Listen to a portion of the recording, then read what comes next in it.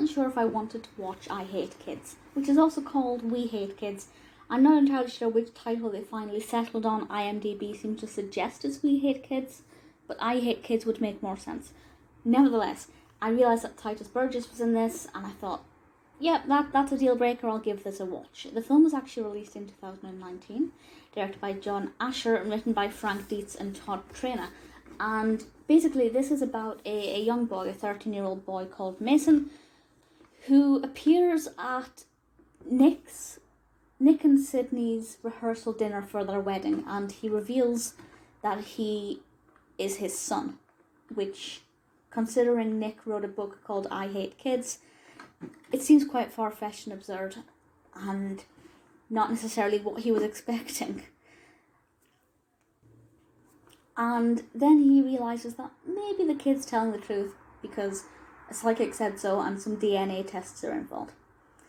And the majority of the film is him trying to track down this boy's mother, because the boy was actually given up for adoption.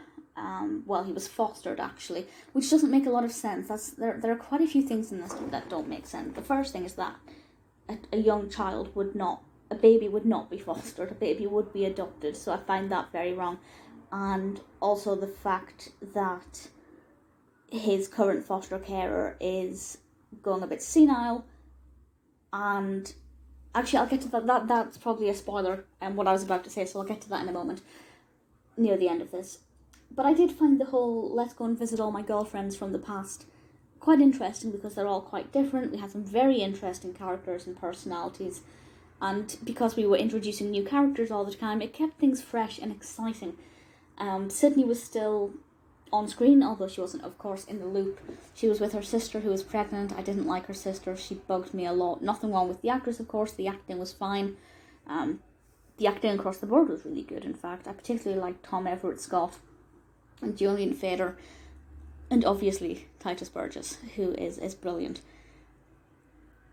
But in terms of the narrative, I think it developed quite well. Not that much happened.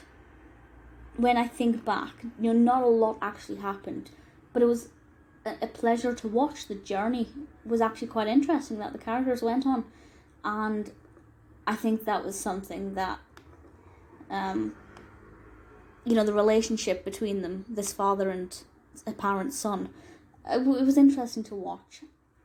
Tituss Burgess, I will always call him Titus because of Kimmy Schmidt. He plays a character called the amazing Fabular, who is a radio psychic, and the description from Amazon Prime, which is where I first, where I watched this, and I read the description on there, and that was my first introduction to this. It made it seem like it was about him a lot more than it is. I mean, he's in pretty much all of it, but I thought he would be the main focus.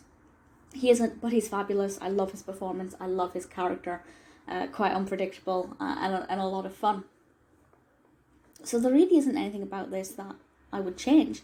It's not bad in the slightest. It's got a really nice soundtrack as well. I'm quite a fan of the soundtrack for this one.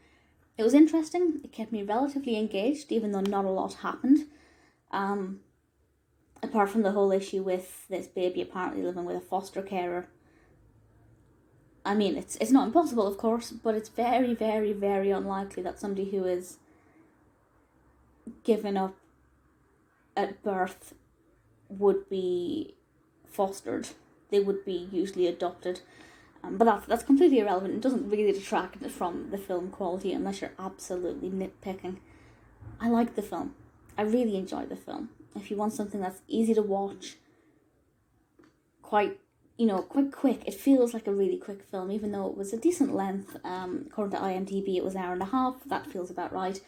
But it did feel a little bit quicker at times. Again, despite nothing happened. So I kind of like that. So the one spoiler. This is a tiny spoiler, and that it really isn't a spoiler, but just one thing that I want to have a little whinge about. So as I was saying about the whole giving up for adoption, would have been adopted, not fostered. And then Mason was like,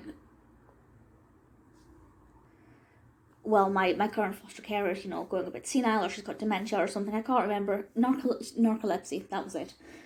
So she couldn't really look after him. And he was like, well, I'll find my father and maybe live with him, or maybe I could live with, this person or that person. It's like, well, you don't get to decide, kid. That's not how social services work, or whatever the system in America is called. So that kind of bugged me as well. And I know it's a comedy. It's not meant to be taken seriously. But I'm deeply passionate about social work and child welfare. So for me, that just bugged me. But again, that's a me thing, not necessarily a film thing. Ultimately though, if you're looking for something that's easy to watch and relatively entertaining, I'd say I Hate Kids, We Hate Kids, not a bad one to go with.